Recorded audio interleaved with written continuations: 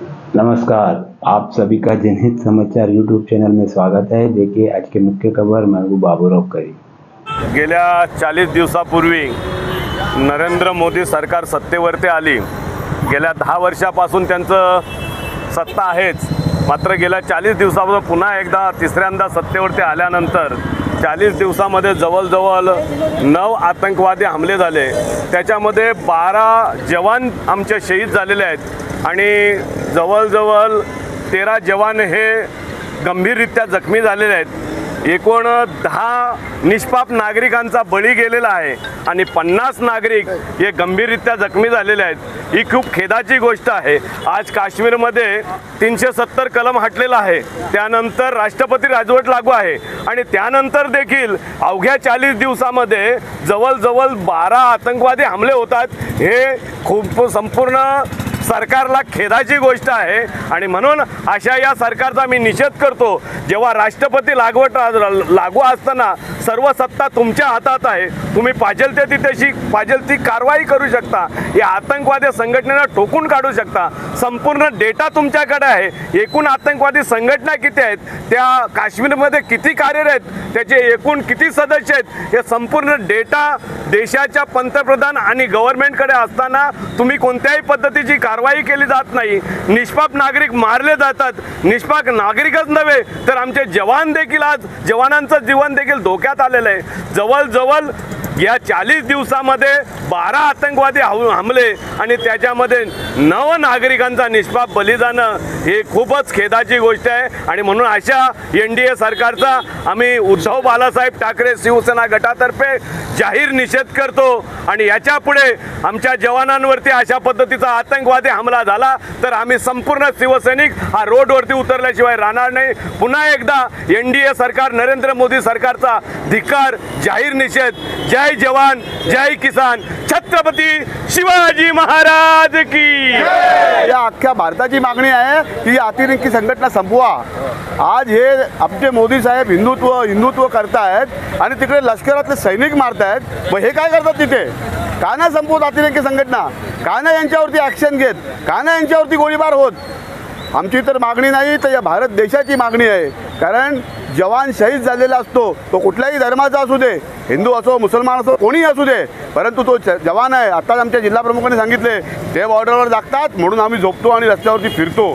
त्या जवानांची जर हे सरकार काळजी घेत नसतील तर हे आमची काय काळजी घेणार आहेत?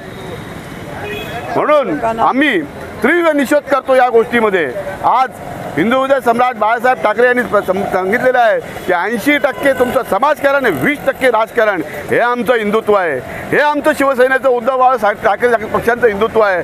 त्यांनी सांगितलेलं आहे की हाताला काम आणि पोटाला अन्न, हे हिंदुत्व आम्ही करतोय। म्हणून ह्याच्यानंतर जर असला काही प्रकार झाला तर शिवसेना, उद्धव बाळासाहेब ठाकरेचे पक्षप्रमुख श्री उद्धव बाळासाहेब ठाकरे यांच्या आदेशाने आतून तीव्र आज संपूर्ण महाराष्ट्रामध्ये शिवसेना, उद्धव बाळासाहेब ठाकरे यांच्या वतीने काश्मीरमध्ये जो अतिरेकी हल्ला झालेला आहे आणि त्या अतिरेकी हल्ल्यामध्ये 5 जवान शहीद झालेले आहेत, त्याच्या निषेधार्थ भिवंडी शहर आणि जिल्हा शाखेतर्फे हा निषेध आम्ही आयोजित केलेला आहे।